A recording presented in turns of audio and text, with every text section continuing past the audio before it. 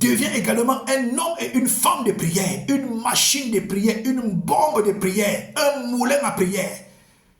Frères et sœurs, c'est ce qui a permis que Isaac réussisse. Si Isaac n'avait pas une vie de prière, si Isaac n'avait pas une sensibilité, Isaac serait quitté de Guérar pour aller s'installer en Égypte, là où il devait souffrir. Il devait souffrir en Égypte parce qu'il croyait que l'Égypte était le paradis. Il pouvait aller dans un autre pays, pensant que là-bas c'est le paradis. Mais Dieu lui dit, reste dans le pays-là. Ce pays-là où tu crois qu'il y a la pauvreté, ce pays-là où tu crois qu'il y a la misère, ce pays-là où tu crois qu'il y a la crise, reste là. C'est là où je vais te bénir.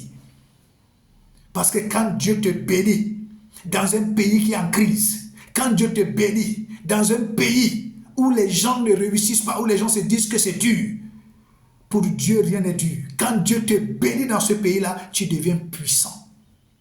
C'est pourquoi la Bible dit que tout ce que Isaac a fait, il a réussi parce que Dieu est avec lui. Tout ce que tu fais parce que Dieu t'a dit, tout ce que tu fais parce que Dieu est avec toi, tout ce que tu fais en mettant Dieu devant, tu réussis et tu entres dans la prospérité et Dieu te rend puissant. La Bible dit que Isaac est devenu puissant. Il allait s'enrichissant jusqu'à devenir fort riche, au point où le roi de Guérar, le roi des Philistins, a pris ses conseillers. Ils sont allés voir Isaac pour dire à Isaac, pardon, nous sentons que toi, tu es un homme spécial, tu es puissant. Il y a quelqu'un dans ta vie qui te rend puissant. Il y a quelqu'un dans ta vie qui te fait réussir. Pardon, ne nous fais pas du mal.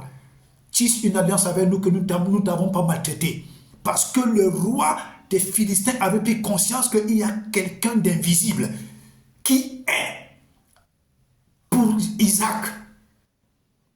Parce que là où eux, ils ne réussissent pas, tout ce que Isaac fait, il réussit. Il creuse les puits, il ne trouve pas de l'eau. Mais Isaac creuse les puits, il trouve de l'eau. Ils font l'agriculture, rien ne marche. Mais Isaac fait l'agriculture, ça marche. Ils font l'élevage, rien ne marche. Mais Isaac fait l'élevage, ça marche. Les Philistins, même le roi, a dit que non. Le type-ci, il y a quelqu'un d'invisible. Il y a quelqu'un d'extraordinaire. Il y a quelqu'un d'inimaginable. Il y a quelqu'un d'impensable qui travaille pour lui. Frères et sœurs, laisse-moi te dire, le Dieu que nous servons est extraordinaire. Il laisse que nous passons par des bouleversements. Il laisse que nous passons par des situations. Il nous travaille dans des épreuves. Il nous travaille dans des difficultés. Il nous travaille dans le mépris. Il nous travaille dans des insultes. Il nous travaille, il nous forme, il nous forge.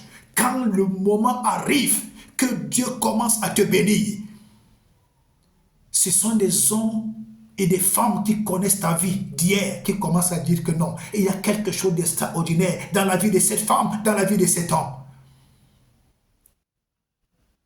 Mon frère, ne te compromets pas. Ma soeur, ne te compromets pas. Reste fidèle à Dieu. Alléluia.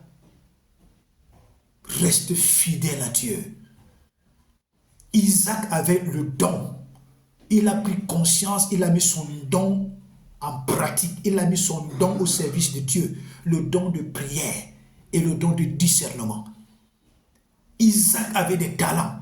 Il avait le talent pour l'agriculture, le talent pour l'élevage, le talent en tant que spécialiste pour creuser des puits et trouver de l'eau. Il savait où creuser et trouver de l'eau. Il a mis ses talents au travail, il a mis ses dons au travail et Dieu, boum, a fait prospérer tout ce que ses mains touchaient. Alléluia. Bien-aimé dans le Seigneur, ne te méprise pas. Ne te méprise pas. Tu ne sais pas de quelle capacité notre Dieu opère. Tu ne sais pas à quelle dimension notre Dieu opère. Tu ne sais pas ce que Dieu est déjà en train de fabriquer dans ta vie. Tu ne sais pas ce que Dieu est déjà en train de faire dans ta vie. Tu n'as aucune idée de ce que Dieu a déjà préparé comme standing de vie, d'élévation, de prospérité, de gloire dans ta vie. Aujourd'hui, le Seigneur nous exhorte à prendre conscience que c'est son don qui est dans nos vies, que Dieu voudrait que nous prenions conscience de son don dans nos vies. Dieu voudrait que nous prenions conscience de ce qu'il a semé dans nos vies pour que nous le mettions en pratique dans son œuvre d'abord. Dieu voudrait que nous prenions conscience qu'il nous a donné des talents. Qu'est-ce que tu sais faire? Qu'est-ce que tu sais faire? Qu'est-ce que tu as comme don naturel? Qu'est-ce que tu sais faire avec tes mains? Qu'est-ce que tu sais faire?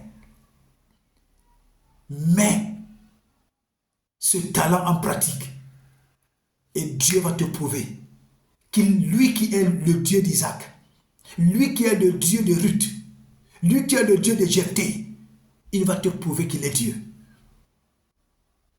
Alléluia.